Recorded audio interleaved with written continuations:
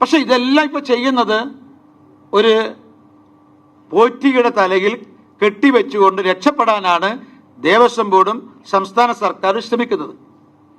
പക്ഷെ ഇത്രയും കിലോഗ്രാം സ്വർണത്തെ ചെമ്പാക്കി മാറ്റാൻ ഒരു പോറ്റിക്ക് സാധ്യമല്ല.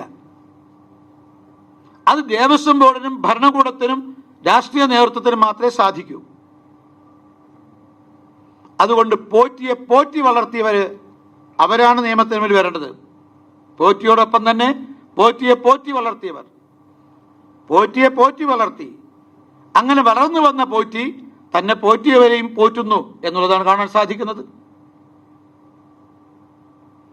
അതുകൊണ്ട് ഈ വിഷയം കേരളത്തിലെ ജനങ്ങളുടെ മുന്നിൽ അവതരിപ്പിക്കാൻ ഞങ്ങൾ ശ്രമിക്കുകയാണ്.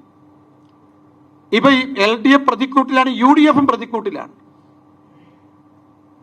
ഇതിനെതിരായിട്ട് വരുന്ന ഒക്ടോബർ 17-ാം തീയതി സെക്രട്ടേറിയറ്റിന് മുന്നിൽ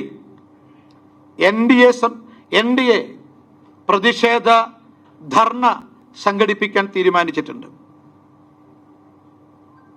അതോടൊപ്പം തന്നെ ഒക്ടോബർ 21-ാം തീയതി കേരളത്തിലെ 30 കേന്ദ്രങ്ങളിൽ NDAയുടെ നേതൃത്വത്തിൽ പ്രതിഷേധ ധർണകൾ സംഘടിപ്പിക്കാനും ഇന്ന് തീരുമാനിച്ചിട്ടുണ്ട്.